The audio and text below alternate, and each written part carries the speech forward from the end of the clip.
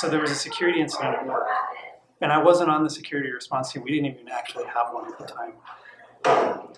But this thing happened, and I was just sort of tangentially involved, and it just seemed really interesting to me. In specific, what was interesting was that there was just a bunch of just kind of garbage that we had captured that people looked at, and they're like, I don't know what that is. We can't do anything with it. And I was like, we got to be able to do something with it, right? Because the person on the other end is doing something with it. And so I blew off my work assignments for a month so that I could just work with this stuff, and I figured it out.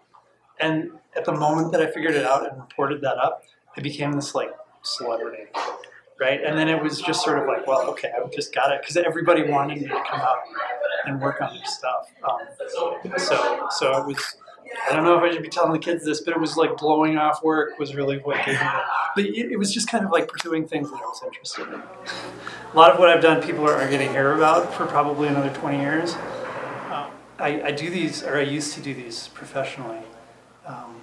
And the adults are a lot of fun too, but the kids get really excited about it. And in particular, the kids seem to really appreciate it if you like mess with them.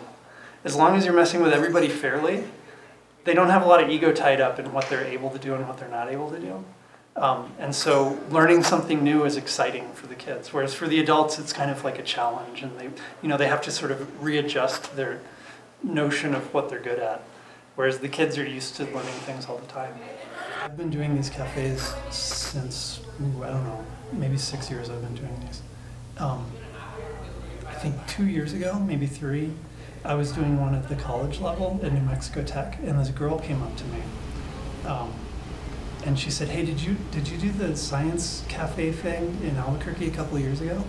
And I said, yeah. She said, I thought that was you.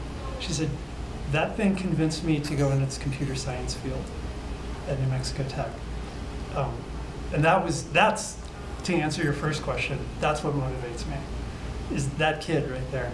And actually, she's got an internship at Los Alamos right now, or had. She's back at school now. But yeah, I think that's a really concrete, tangible impact, is that like somebody decided because of this.